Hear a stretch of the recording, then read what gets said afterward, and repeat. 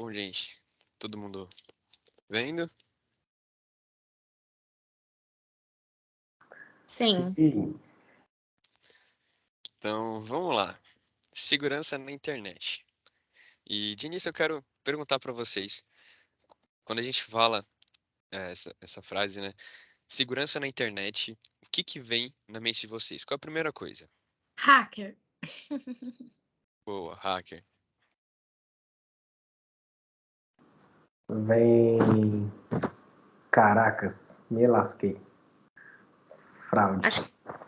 Ia falar isso, fraude, e aí prevenção, proteção de dados. Legal. Golpe. O quê? Golpe. Golpe. Bom, segurança na internet, né? Realmente abrange tudo isso. Hacker. Inclusive, o ponto que eu gostaria de esclarecer um pouco mais é sobre hacker. O hacker, né? O que é o hacker? Quem é o hacker? Hacker é a palavra certa ou não?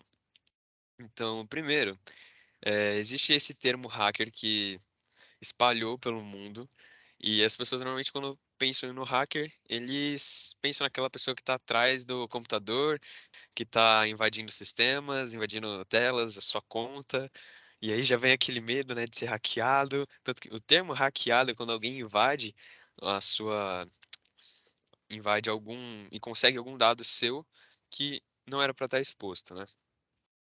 Então, o hacker, existe esse termo, mas o hacker, ele é o programador do bem. O hacker, ele é o cara que ele vem para ajudar as empresas. E o cracker, e não é bolacha, o cracker, ele vem para roubar os seus dados. Mas o termo cracker, né, não pegou muito bem. Imagina você pensar que a bolacha vai roubar o seu número de WhatsApp. Então, não dá certo. É, então, o que surgiu foi o hacker e o hacker ético. Hacker ético é a pessoa que, por exemplo, a Inspira tem o site. Então, eu, como hacker ético, venho, converso com a Inspira, o Inspira contrata o meu serviço e eu vou e hackeio o sistema dele. As armas, né, as funcionalidades, tudo que eu vou usar é a mesma coisa que um hacker ou um cracker vai usar. O que diferencia um do outro é o que ele vai fazer com o dado final. Porque eu, como hacker ético, vou apresentar para a empresa como eu cheguei até aquela parte do sistema, como que eu invadi e o que eu consegui. E a empresa vai trabalhar nisso para que não haja, para corrigir essa vulnerabilidade. Agora o cracker não. Ele invade e ele vai usufruir daquela lacuna na segurança da empresa para fazer muitas coisas. Então vamos lá. O que é segurança na internet? Bom, agora definindo, né? Vamos um pouco além, vamos sair da na internet e segurança. O que é segurança para vocês?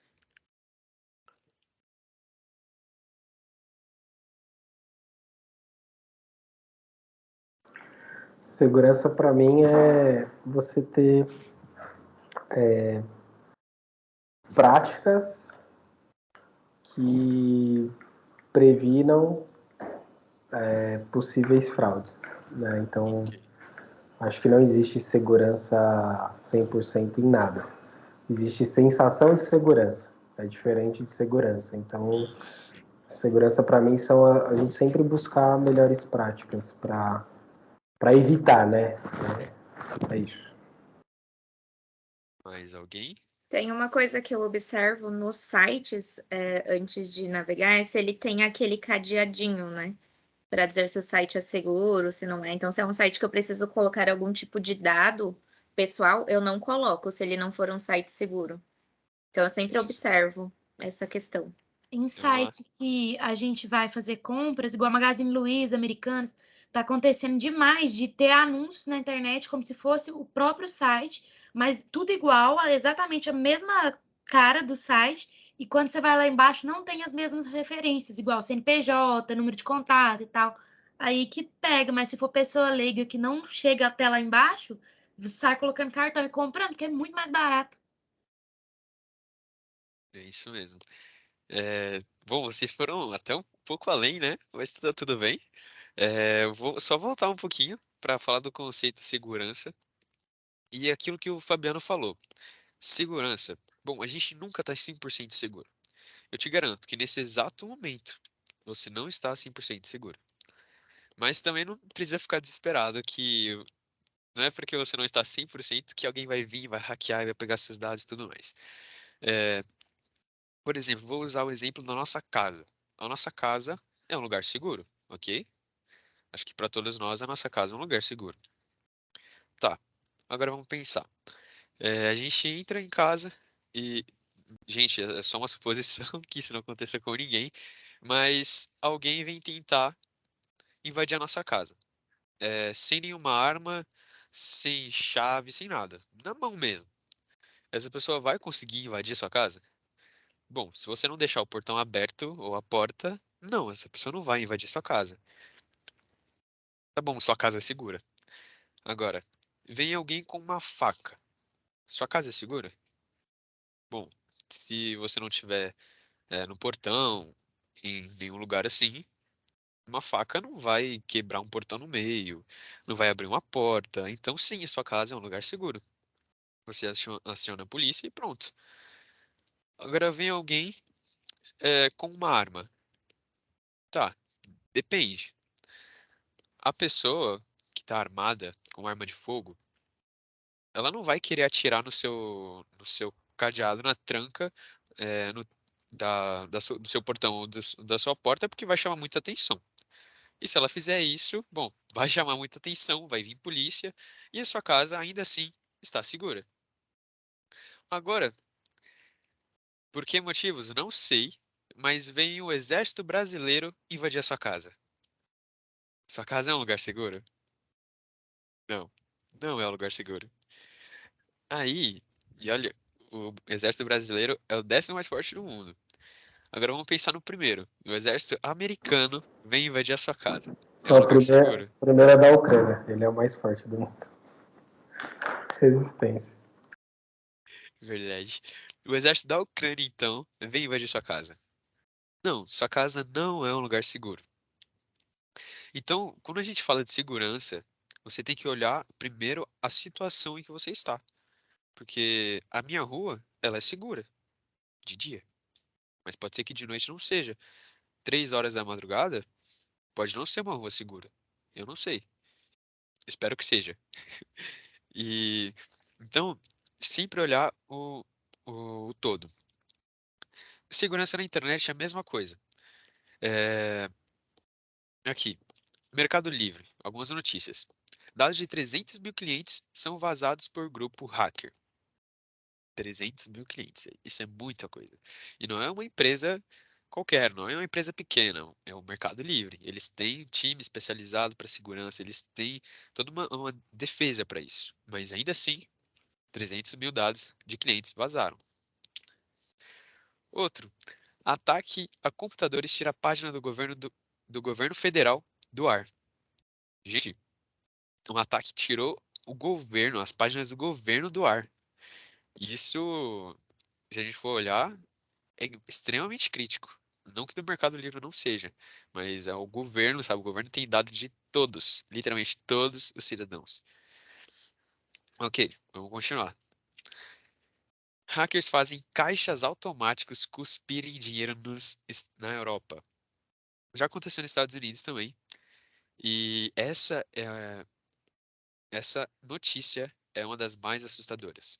Por quê? O caixa automático, ele é uma das coisas mais seguras que existem. Já aconteceu um tempo atrás, quando a primeira vez que eu vi essa notícia, eu fiquei pasmo. Eu fiquei assim, meu Deus, já hackearam um caixa eletrônico. O caixa eletrônico, ele não tem muita conexão com outras, ele não tem muitas portas para as pessoas invadirem e fazer o que quiser. Não, é um sistema muito fechadinho. Se você quer acessar o sistema, né, que é o computador ali do caixa eletrônico, é extremamente difícil e ainda assim hackers conseguiram fazer isso. Agora, vou chamar a atenção de vocês para uma coisa. Os hackers fizeram os caixas automáticos cuspirem dinheiro na Europa. Tá, com certeza esses caixas não eram caixas qualquer. Com certeza eles já tinham analisado. Porque o que acontece? Quando esses grupos vêm hackear alguém, vêm atacar alguém, eles são extremamente organizados. Então, eles escolhem as suas vítimas. Eles analisam, eles veem o que ela tem, o que ele consegue. Então, por exemplo, eu, Gustavo, vamos comparar. Eu, Gustavo, com o nosso presidente. Quem tem mais chance de ser hackeado? Tirando todas as variáveis, só pela questão da, só pela questão dele ser muito mais conhecido, ele já é um alvo muito maior do que eu. Então, se colocar os meus dados e os dados dele em um banco de dados e os hackers forem escolher alguém, muito provavelmente, não estou falando certeza, muito provavelmente, eles não vão me hackear. Então, é muito importante a gente ter esse olhar, né, que, infelizmente ou felizmente, nós não somos a atração do mundo, nós não somos a estrela do mundo. Pelo menos não ainda, a Inspira vai chegar lá. E vamos continuar. Como que isso acontece? Como que eles hackeiam? O que que eles usam? Quais técnicas? Tudo mais. Tipos de ataques. Bom, aqui são a maioria dos ataques, os que mais acontecem. Então, DOS, DDoS, Backdoor, Trojan, Spoofing, Phishing, Smishing, Spyware, Adware, Bluesnorfing, DMA, manipulação de URL, decoy, engenharia social e ransomware. Gente, é uma lista bem grande, existem muitos outros ataques. Mas eu vou vou descrever um pouquinho o que cada um faz aqui para vocês, tá? DOS, primeiro ali da nossa lista. O DOS, ele é um ataque em que eu, com o meu computador, entro em um site e eu pego uma informação de um site. Não peço autorização, não faço isso de um jeito legal. Eu simplesmente pego do meu computador e vou e hackeio esse site. É, faço um chamado ali no site. Cada site tem um servidor, ele está localizado em um servidor. Esse servidor é o que ele fica rodando o site, né? É, então ele tem uma capacidade, ele tem um limite. É como o nosso computador. Se a gente quiser rodar, por exemplo, 11 guias do Google, mais 2 Teams aberto, mais PowerPoint, Excel, se você for abrir todos os aplicativos do seu computador, vai chegar uma hora que ele vai travar. E o servidor, ele é o computador. Ele tem recursos ali que ele é limitado, né? Ele tem recursos para aquele site. Então esse site pode acessar não sei quantas vezes. Então, vamos lá.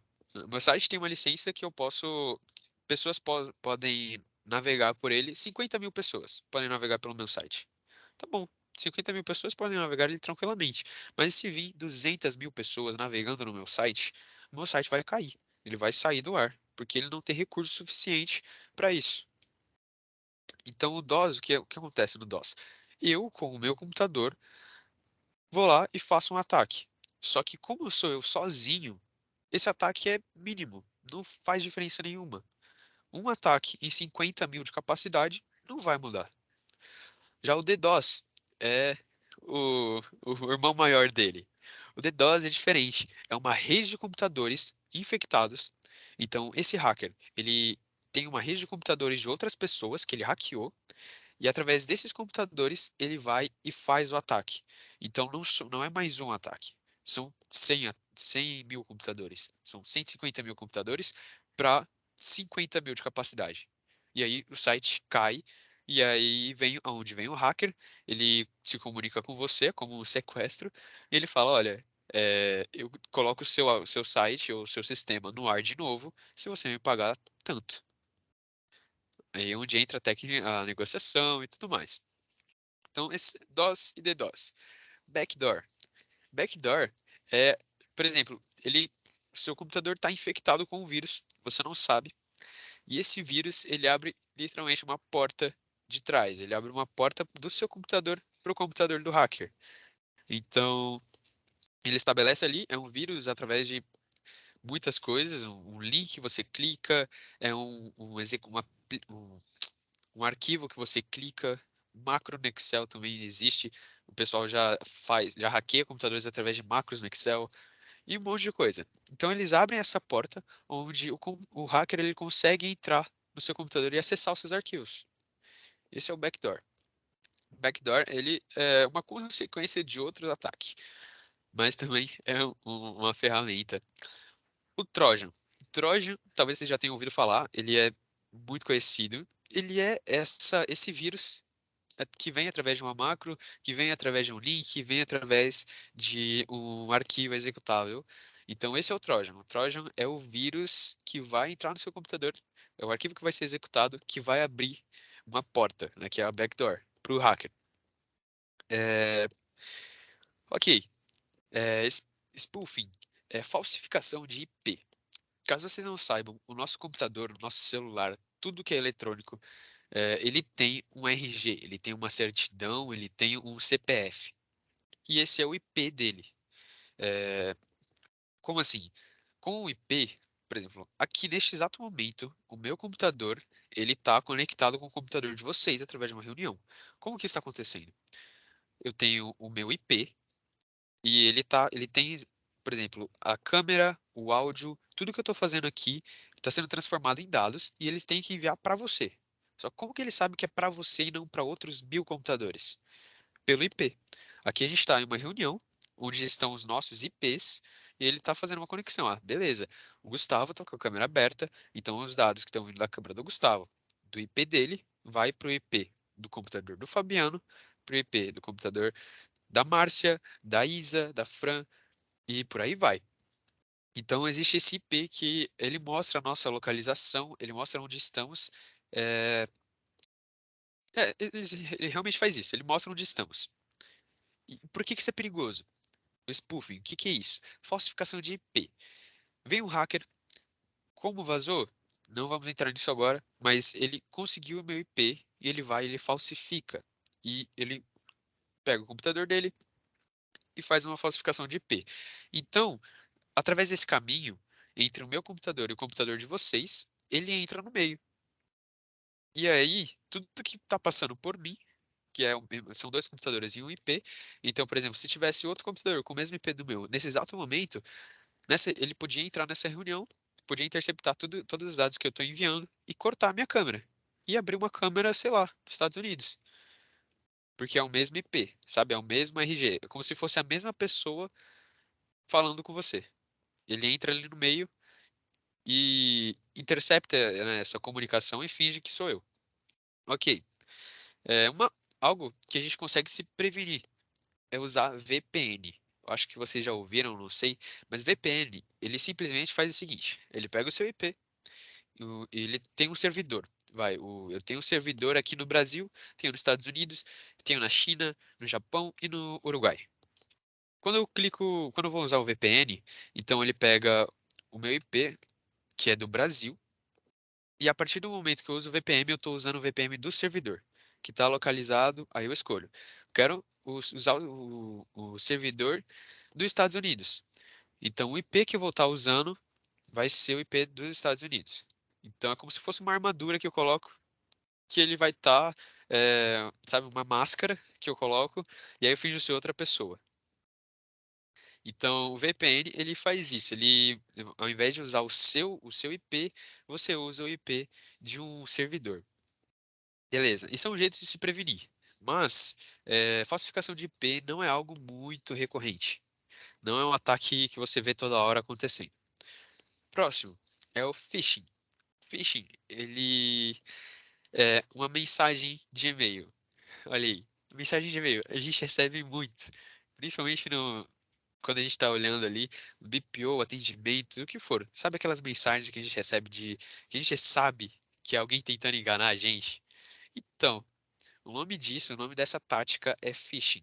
É uma mensagem de e-mail que ele vai mandar para você, fingindo ser de uma empresa, fingindo ser outra pessoa, e ali ele vai tentar arrancar os seus dados, arrancar outras coisas de você. Próximo, spyware. Oh, perdão, eu pulei. É o smishing. O smishing, ele é um link malicioso. Então, vamos fazer algumas conexões. Através do phishing, que é um e-mail de um hacker, ele quer me dar um golpe, e normalmente ele sempre vem com um link.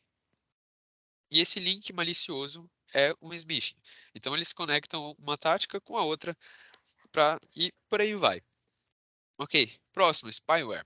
Spyware, ele é um vírus que ele vai estar, assim como o backdoor, ele vai estar no seu computador, só que ao invés de abrir uma porta só para ele acessar os seus arquivos, ele vai abrir uma porta para o hacker ver a sua câmera, ver o seu áudio, ver a sua navegação, ver tudo que está acontecendo aqui no seu computador, ele está vendo. Esse é o spyware. O adware. O adware, ele é justamente o que a Bárbara falou. É um site falso, mas com a mesma aparência. Então acontece muito com a Magazine Luiza, muito. Já passou isso até na TV, do pessoal dando dicas de como identificar um site que não é verdadeiro, não é verídico. Porque muitas vezes, realmente, eles vão lá e eles programam um site igualzinho. Sim, isso é possível, você programar um site igual, claro, que algumas informações bem ali, sabe, aquela informação no finzinho da página que ele muda, que você não viu, que normalmente você realmente não vê. É o cadeadozinho, que normalmente esses sites falsos, eles não têm o cadeadozinho ali em cima da aba. Então, esse é o adware. É quando alguém, um programador, ele falsifica um site e coloca no ar. E ali você entra e você compra e ele pega os seus dados, pega seu dinheiro, pega muita coisa, sendo que ele faz um site igualzinho mesmo. E é isso. Próximo, Blue Snarfing. Gente, tem uma coisa que me incomoda e que gasta a bateria do celular, é andar com o Bluetooth ligado. E, pessoal, não anda com o Bluetooth ligado, a não ser que você esteja conectado com o fone ou no seu computador, ou no seu carro, em algum lugar. Por quê? Alguém pode conectar no seu Bluetooth e, claro, você vai ter que...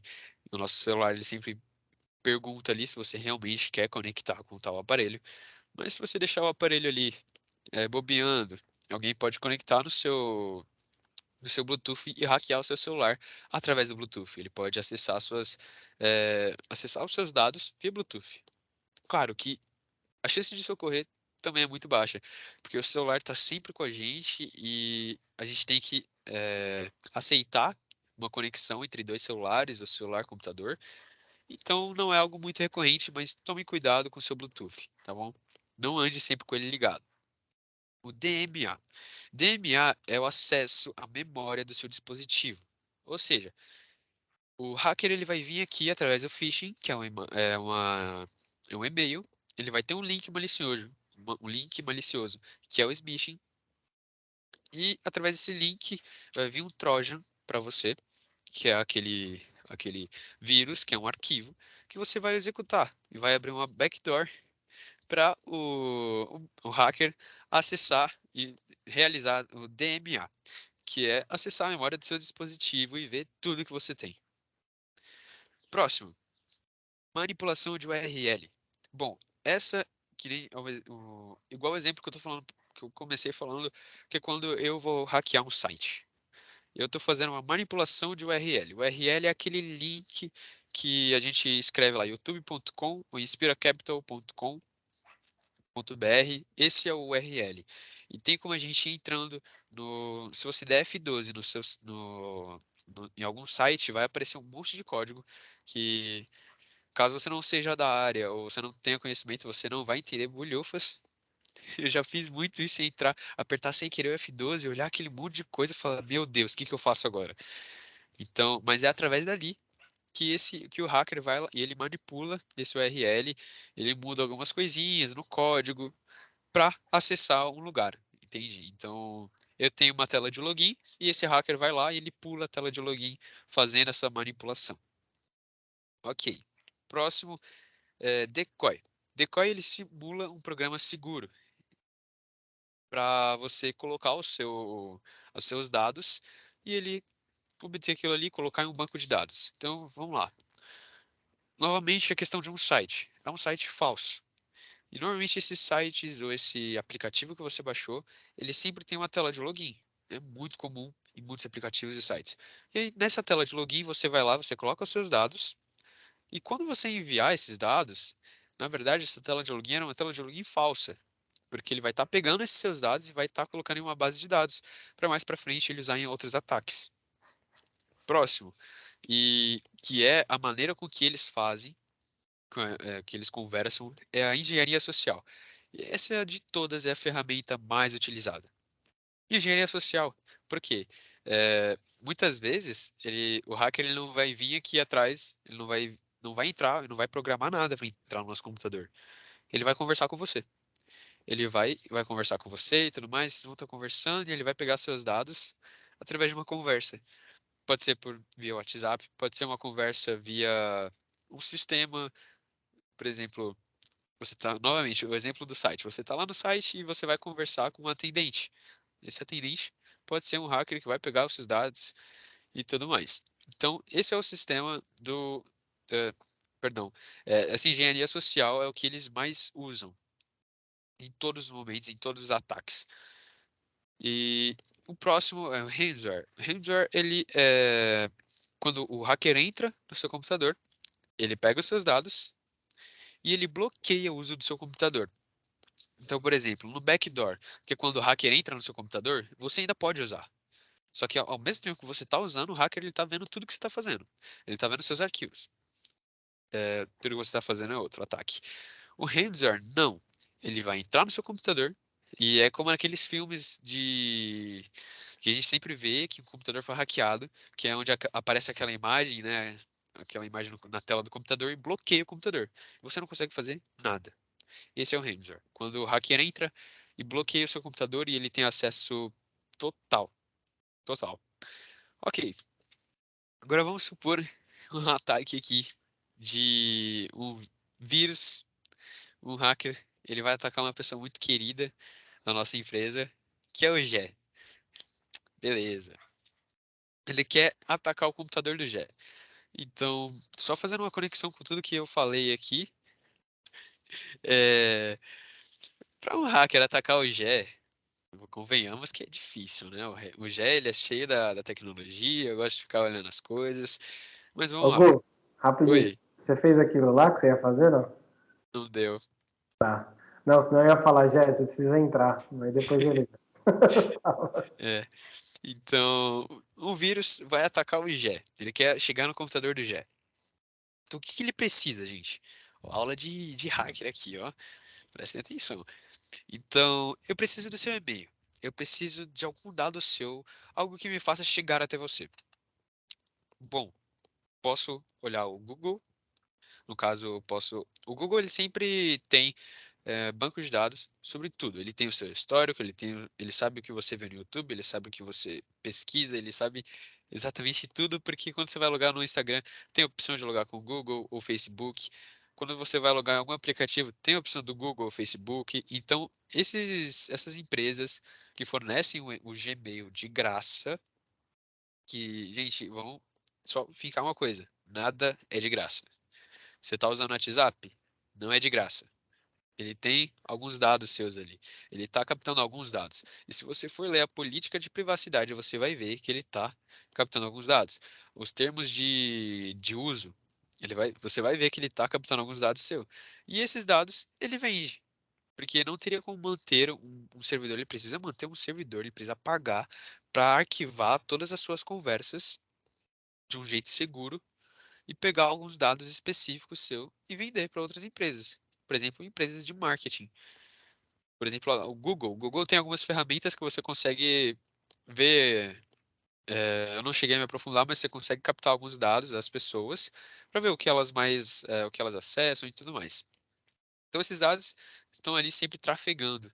E aí é que vem aquele grande boom. Não sei se vocês lembram quando o WhatsApp mandou uma nova política de privacidade e muita gente começou a negar, né? Deu muita repercussão, saiu no jornal e tudo mais. O pessoal estava saindo do WhatsApp, estava indo para o Signal, para o Telegram e deu aquele boom. Por quê? Porque as pessoas pararam para ler os termos de uso e a política de privacidade e viram algo que elas não gostaram.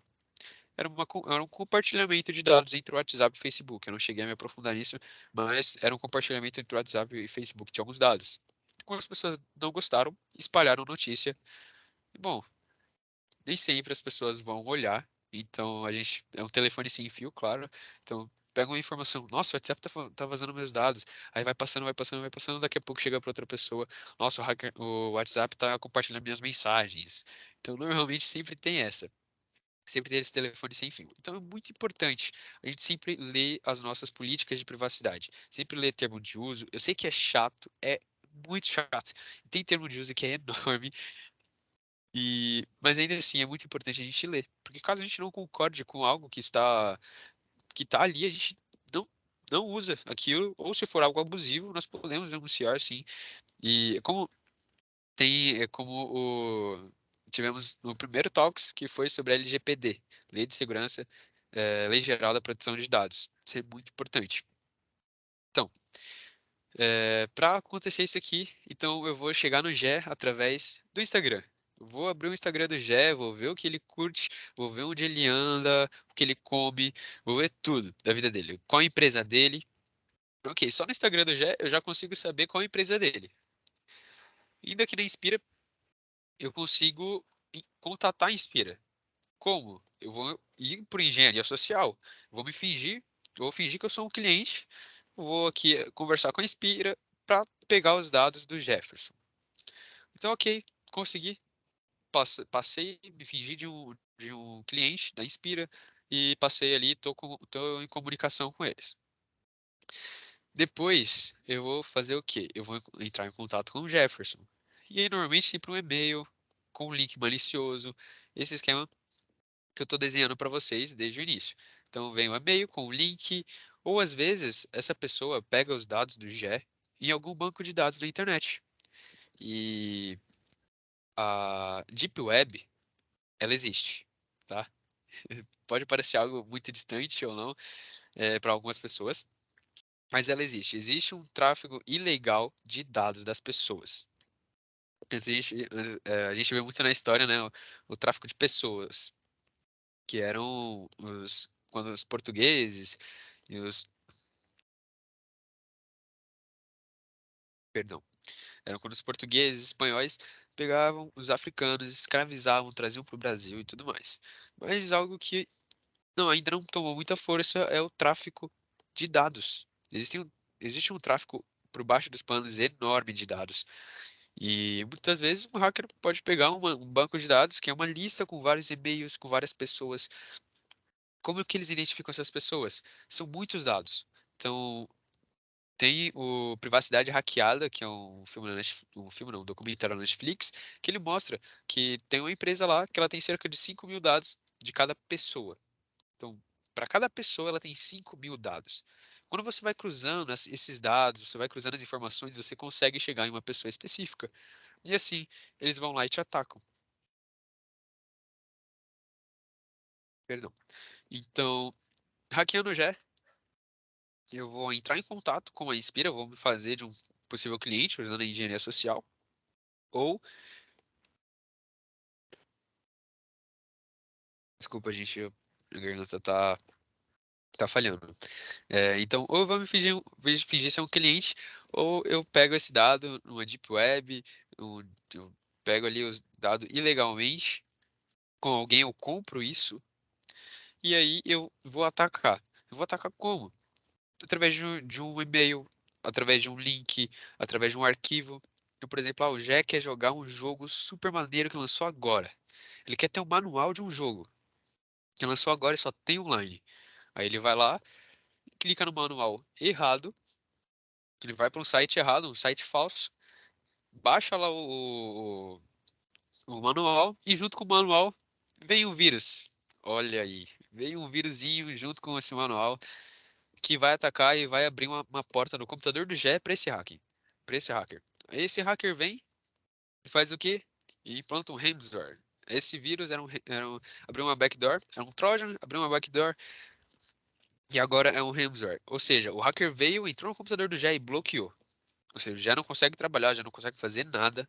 E todo o computador dele, todos os dados, tudo tá na mão do hacker. Isso acontece com muitas pessoas. O hacker ele não faz isso só com uma pessoa, ele faz com muitas. Por quê?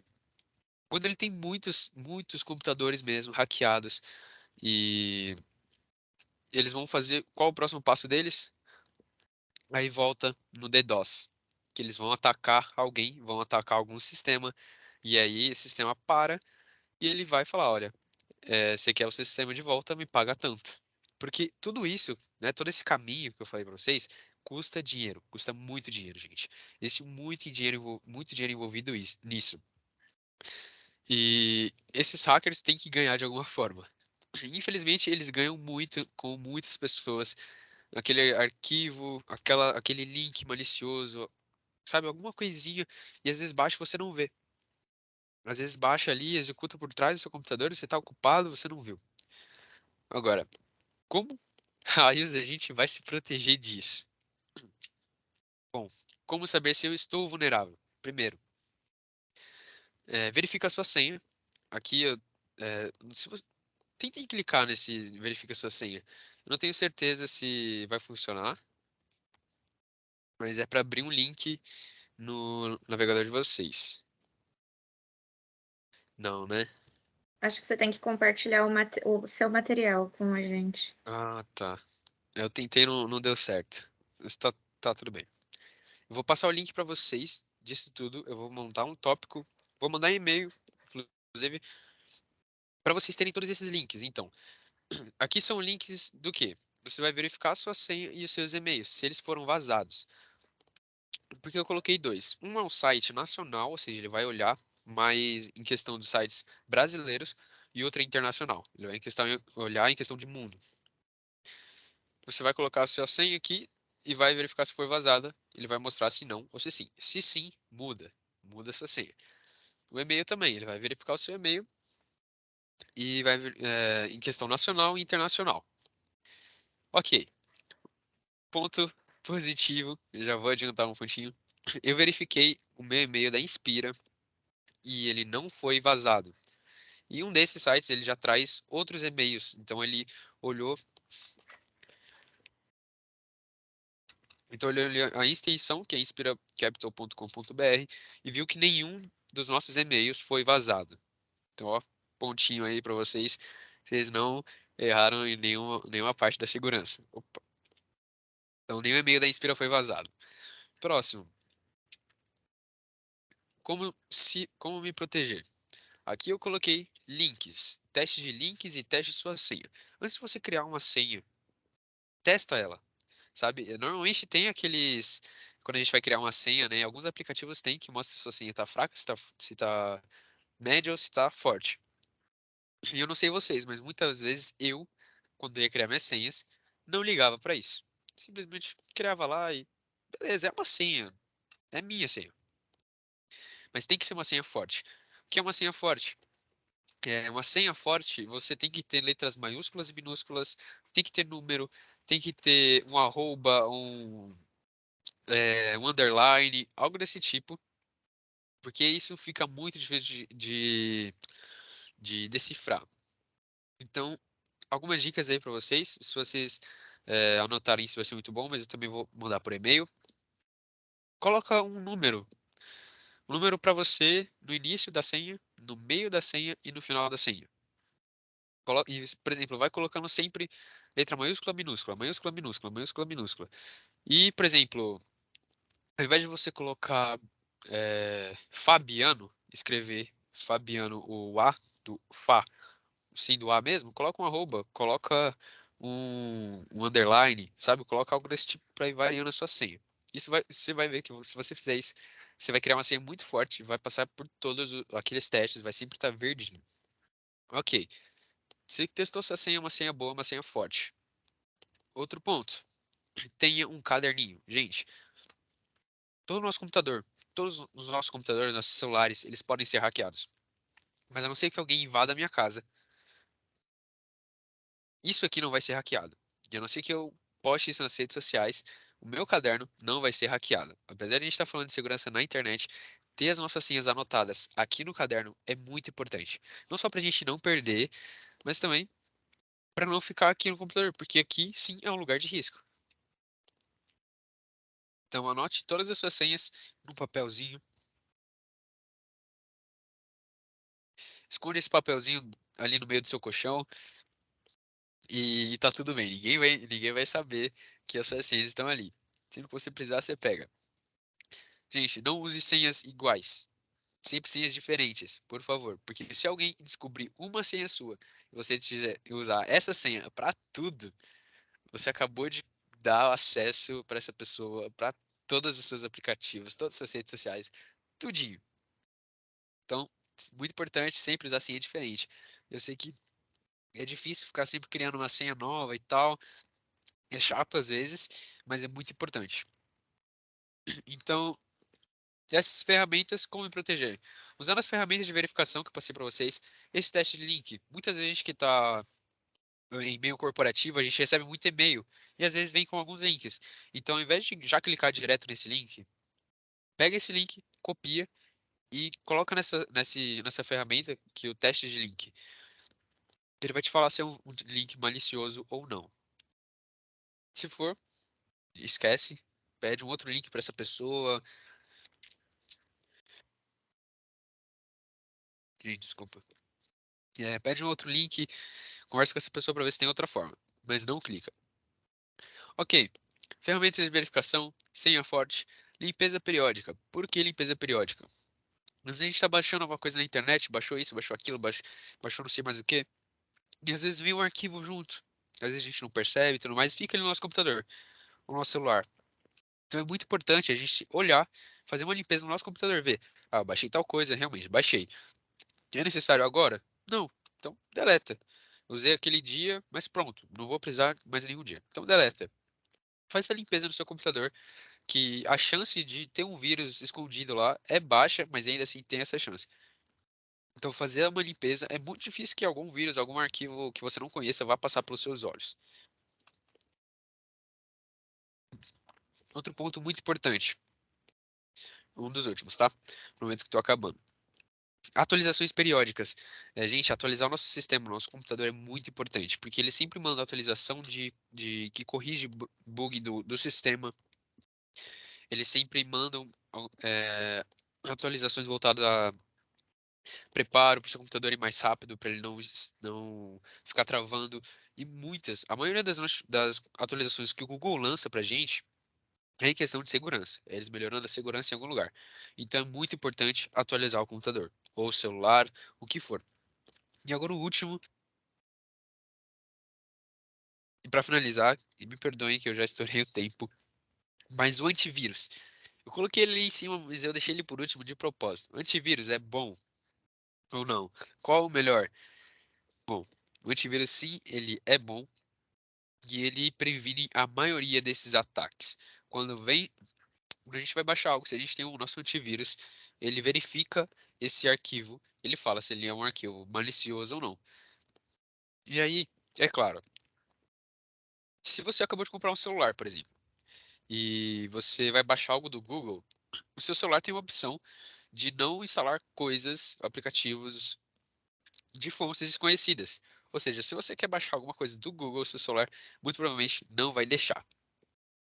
Isso são outra vertente, porque aí ele também é contra a pirataria. Então ele tem esse bloqueio para não deixar você baixar nada que não venha da Play Store, mas e a gente normalmente desativa. Mas é muito importante você tomar muito cuidado. O antivírus, ele serve mais ou menos assim. E ele vem, tá, eu tenho um antivírus no meu computador. Então eu vou baixar algo aqui que tenha vírus. Ele faz uma varredura nesse arquivo. Se o arquivo estiver tudo bem, ele libera. Se não, ele bloqueia o arquivo. E aí aparece uma mensagem para mim. Se meu computador, se houve uma tentativa de ataque, esse antivírus ele percebe essa tentativa e ele me avisa e bloqueia.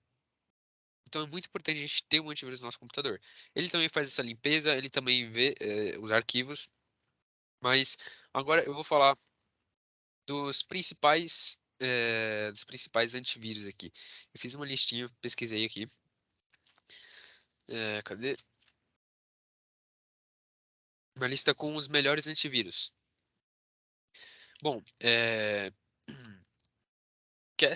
Casper, desculpa, a gente não dá para ler. Eu vou mandar por e-mail para vocês. Norton, Byte Defender, eles tem a versão paga e tem a versão gratuita. Dos pagos, os melhores são eles. Dos gratuitos, tem o Avira e o Avast. Esse Avast, né, que a gente conhece, ele sim é bom e é muito bom. Se você não tem no seu computador, coloque. Instala um antivírus, mesmo de graça, e vai ali trabalhando. Não tem problema se ele aparecer alguns anúncios. Por que eu coloquei esse?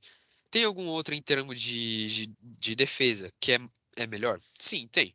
Tem alguns antivírus que são voltados para, por exemplo, para computadores de casa. Então, um computador de casa que você não vai fazer muita coisa, você não vai baixar muita coisa.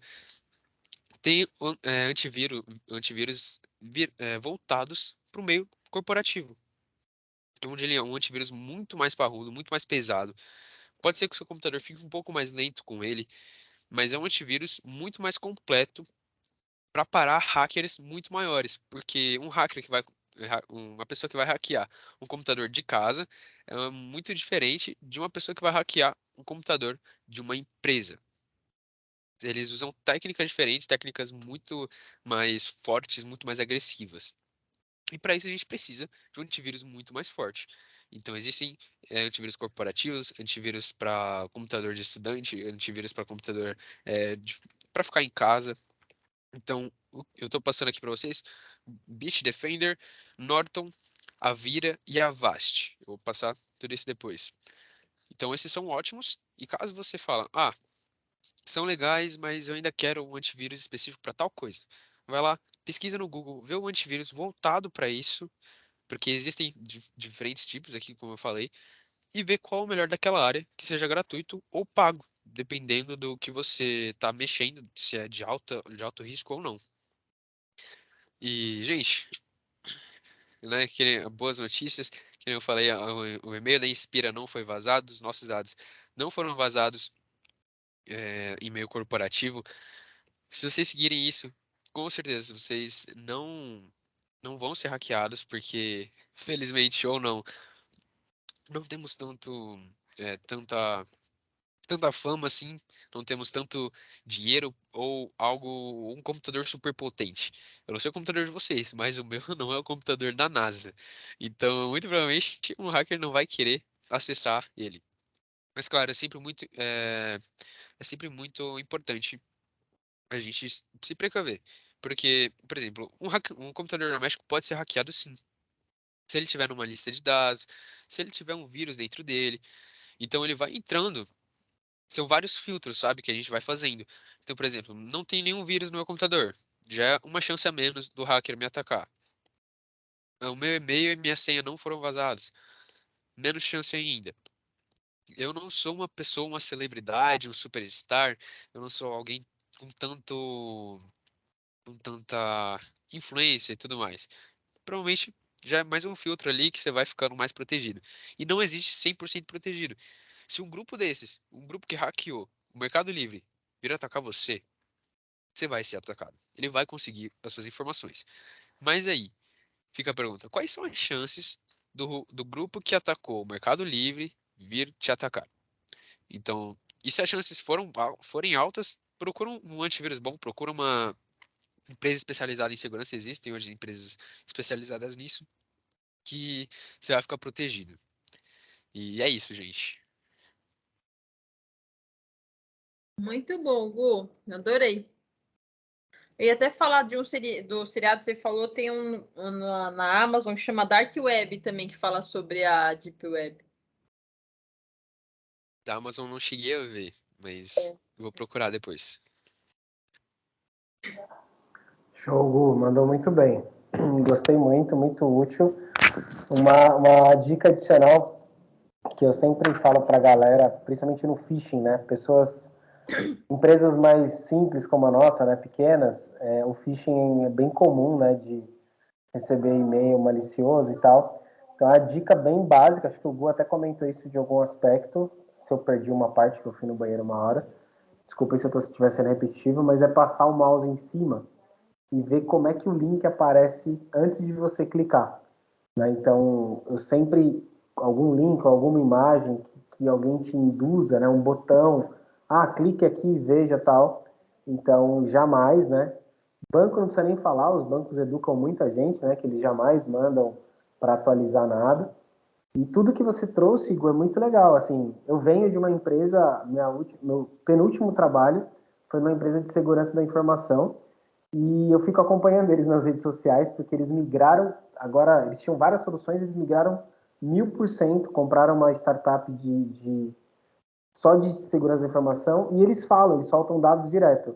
Quase que 90% do que é hackeado, vazamento de dados, é devido à má utilização dos usuários, e não necessariamente aquelas coisas de filme que a gente vê. Né? Então, muito do que o Gu trouxe pode parecer, o Gu está falando de coisas simples. Não, é muito importante. A nossa educação frente a isso, a gente saber a importância disso, é muito, porque a gente acaba caindo no esquecimento, né? Falar, deixa eu fazer aqui rápido. Dane-se, eu vou pôr a mesma senha para tudo. Existe um app, eu não vou lembrar agora, não é cofre de senhas, mas depois, Gus, se você tiver algum insight disso, não quer anotar no caderninho, existem vários apps que ele criptografa a sua senha. Então, você vai ter uma senha dele e ele vai randômico ali, né? Como se fosse, sabe o cartão digital do banco? Ele não gera um número digital, como o Pix. Melhor exemplo, não tem o Pix que ele gera número, cada momento um número Pix aleatório. novo, número aleatório? É mais ou menos isso, é como se esse app te ajudasse com isso. Então, a gente que tem dificuldade, né, de ficar lembrando senha, é fantástico, e tem apps até gratuitos disso. Claro, também tem que tomar cuidado com o app também. Mas muito legal, assim, depois dessas dicas que eu queria complementar, te dizer que muito, muito, muito valioso, muito importante, que bom que a gente gravou. Eu estou sempre me questionando sobre a importância do Talks, sobre a importância do Coffee, e cada tema que a gente tem aqui, eu tenho a certeza de que a gente está criando fora o ao vivo, que eu prefiro 1000 vezes o ao vivo, a gente está criando uma biblioteca valiosíssima, sabe? Amanhã ou depois a gente pode estar com 50 inspirers, e cada entrada de algo eu falo, amigão, entra lá, ou amanhã ou depois um cliente, ou a gente mesmo tem alguém que tem uma dúvida, com certeza, tudo que a gente falou aqui são pontos primordiais para o cara tomar os cuidados iniciais, né? Então, acho que isso vale para todo mundo. Muito bom, Gu. Parabéns. Muito obrigado. E isso que você falou, Fabiano, é que realmente o que mais acontece quando alguém é hackeado, quando o governo é hackeado, esse tipo de coisa, é o quê? Através do usuário e não do sistema. Porque o Windows é um sistema operacional. Tem o macOS, que é outro sistema operacional. Aí tem o Linux, que é outro sistema operacional. O nosso celular, ele é baseado no Linux. O Windows que a gente usa, ou o macOS, eles têm uma proteção gigantesca. Para vocês entenderem, linguagem de programação que o pessoal usa muito para hacker é Python. Mas é uma linguagem que é muito parecida com o nosso português. A gente coloca algumas palavras e vai dando valor para isso. A gente muda algumas palavras aqui, muda outras ali, quando vai hackear. Agora, o sistema operacional do computador, não.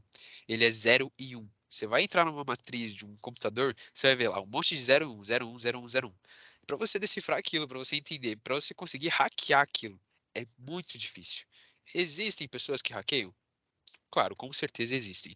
Mas são pessoas extremamente assim, que provavelmente não, essas pessoas já têm um serviço nessa área, as pessoas já são específicas para isso, e crackers, né, maliciosos, normalmente não vão, sabe, existem 8 bilhões de pessoas no mundo, vamos falar aí que as 6 bilhões de pessoas no mundo estejam na internet, têm um computador, um celular.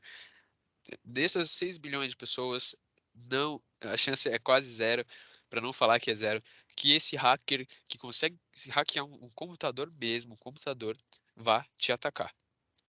Então, essa parte do usuário é muito importante. Só queria complementar lá com a... Lembra aquela vez que foi até no nosso evento que eu fui hackeada lá? Que aí eu descobri como que aconteceu e realmente foi um negócio bem... Eu fiquei pensando, puta... Porque o Eric é muito chato aqui em casa com isso, né? Essa coisa de informação, a gente tem uma senha super difíceis e tal. Aí eu falei, caramba, mas eu não coloquei a senha. Aí a gente foi descobrir. Eu tinha ido na sexta-feira num restaurante aqui em Sorocaba que tinha acabado de inaugurar. e eu fiz um cadastro lá, porque aí dava desconto. Fiz um cadastro, blá, blá, blá. E aí, na própria sexta-feira, esse restaurante foi hackearam o Instagram deles. E aí, na sexta-noite, eles me mandaram o restaurante me mandou, né, via Instagram, um link falando, você veio aqui ontem, e foi exatamente o que aconteceu. Você que veio aqui ontem, fez não sei o que, o cadastro, não sei o que, clique aqui para pegar o seu desconto, que era o que eles tinham prometido no dia anterior. E aí eu cliquei. Foi aí que deu aquele negócio todo. Aí eles hackearam meu Instagram e começaram a vender coisas no meu Instagram, que teve gente que teve prejuízo, porque realmente comprou sem falar comigo, né? Tanto é que até hoje eu tô ajudando o pessoal a pagar, porque teve uma menina que gastou R$1.200 comprando um videogame fake, né? Filho dela, e eu, porra, fiquei morrendo de dó. Mas, aí eu rachei o prejuízo com ela. Mas como eles usam isso a favor, né? Agora, como eles tinham essa informação, eu não sei. Né? Que eu tinha feito cadastro naquele dia anterior, devia estar lá mesmo no link, né? No, sei lá, que eles Sim. hackearam. Isso, eles sempre têm um sistema, né? Quando a gente vai fazer esses cadastros, eles têm um banco de dados onde fica ali quem entrou, a senha, o e-mail, o horário. Então, esses ataques, eles são muito bem elaborados. A pessoa que fez isso, ela não caiu ali da noite pro dia e hackeou. Não, ela já estava observando a empresa durante muito tempo. Quando alguém quer hackear você, ele fica te observando durante muito tempo, ele fica olhando o que você está postando, onde você vai. É como um psicopata mesmo, né, da piada um pouco mais cedo.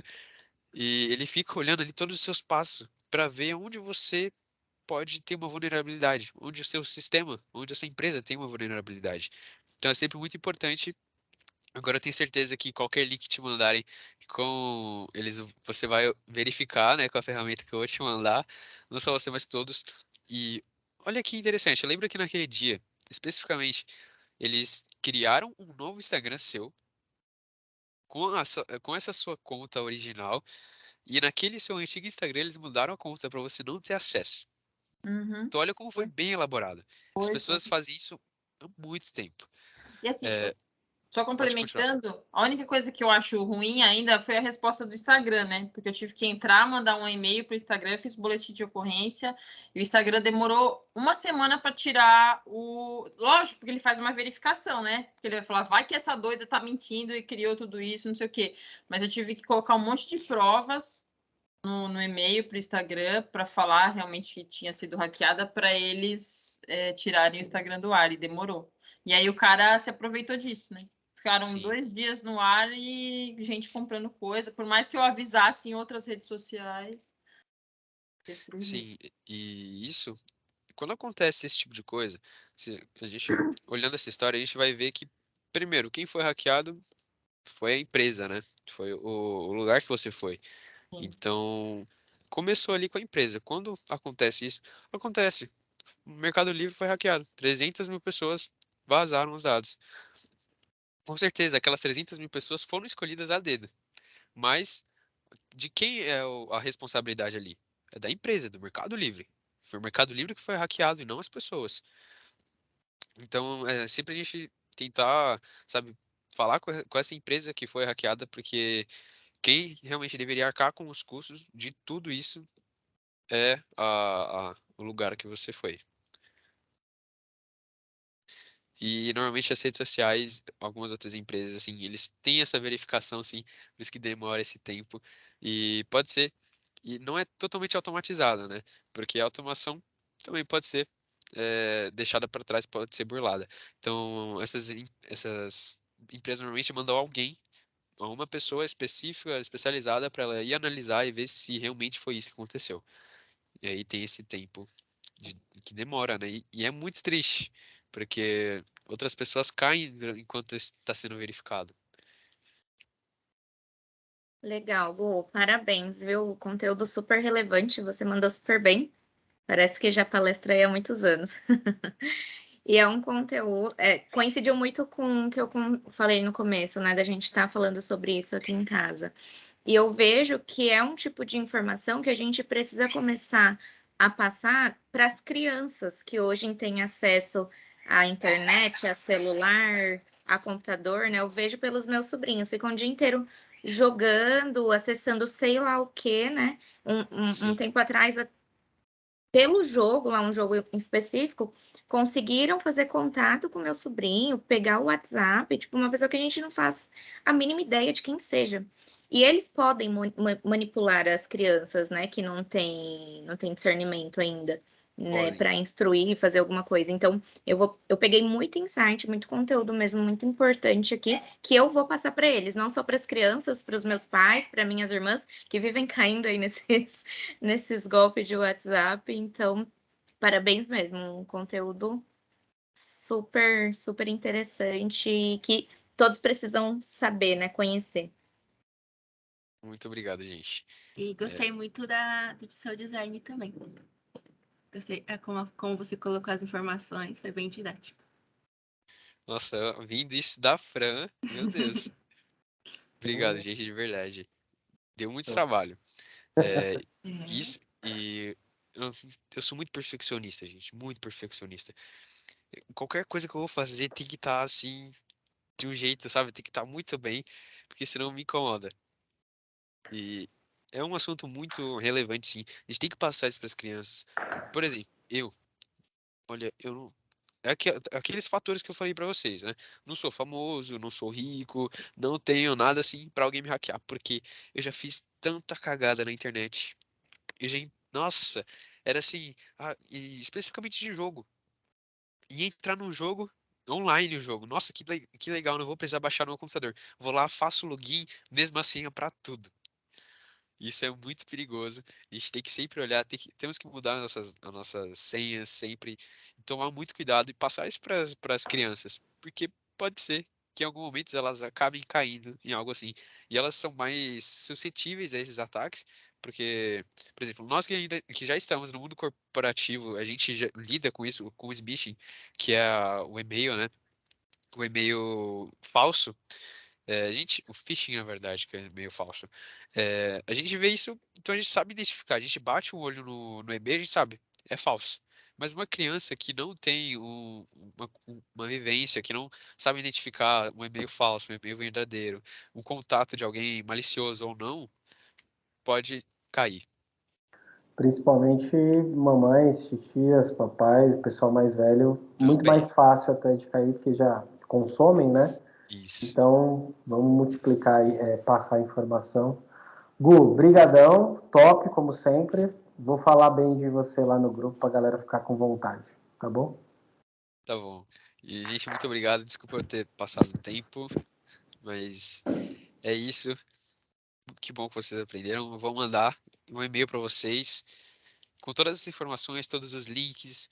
E aí vamos compartilhar isso, que é muito importante para estar cada vez mais protegido. Show, tamo junto. Legal, Gu. Tchau, gente. Tchau, Parabéns. Tchau, gente. tchau. Valeu, Parabéns, obrigado. Gu. Tchau, gente. Tchau.